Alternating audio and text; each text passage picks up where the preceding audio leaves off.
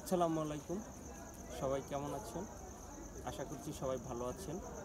আজকে যে জাতীয় গণমাধ্যমগুলোতে আমরা যেই নিউজটি দেখতে পাই, রীতিমতো রেকর্ড করলেন উপদেষ্টা নাহিদ ইসলাম। আমরা জানি 5ই আগস্ট পরবর্তী সময়ে ছাত্র জনতা মিলে যেই একটি সমন্বয়ে একটি সরকার গঠিত হয়, সেই সরকারে একটি গুরুত্বপূর্ণ মন্ত্রণালয়, তথ্য সম্প্রচার ও টেলিযোগাযোগ মন্ত্রণালয়ের দায়িত্বে ছিলেন নাহিদ ইসলাম। আমরা জানি যে নতুন যেই রাজনৈতিক বন্দোবস্ত এবং নতুন রাজনৈতিক মেরুকরণে নতুন যেই ছাত্রদের একটি দল গঠিত হচ্ছে, বর্তমানে যেটা নাগরিক কমিটি আছে, এবং 28শে ফেব্রুয়ারি সেই দলের পূর্ণাঙ্গ নাম নিয়ে আসবে। সেই দলের প্রেক্ষিতে সেই দলের নেতৃত্বের আলোচনায় আছেন নাহিদ ইসলাম, সভাপতির দায়িত্ব পালন করবে।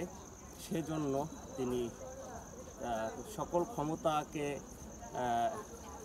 পাশ কাটিয়ে তিনি জনতার কাতারে গিয়ে দাঁড়ালেন। সেজন্য তিনি উপদেষ্টা পদ থেকে পদত্যাগ করলেন এবং তিনি চাচ্ছেন যে নতুন একটি রাজনৈতিক ধারা আসবে এবং নতুন পরিবর্তন নিয়ে তিনি কাজ করে যাবেন। যেমনটি আমরা দেখতে পাচ্ছি, তিনি একটি ঐতিহাসিক আন্দোলনের 24-এর গণঅভ্যুত্থানের নেতৃত্বে প্রধান সমন্বয়ক হিসাবে ছিলেন এবং খুব সফলতার সাথে একটি আন্দোলন হয়েছে, সেই আন্দোলনকে বিজয়ে ধারণ করেছেন। এই বিজয়টি ছিল বাংলাদেশের সকল জনতার একটি বিজয়, যেই বিজয়ের মাধ্যমে অর্জিত হয় নতুন বাংলাদেশ, ফ্যাসিস্ট মুক্ত নতুন বাংলাদেশ।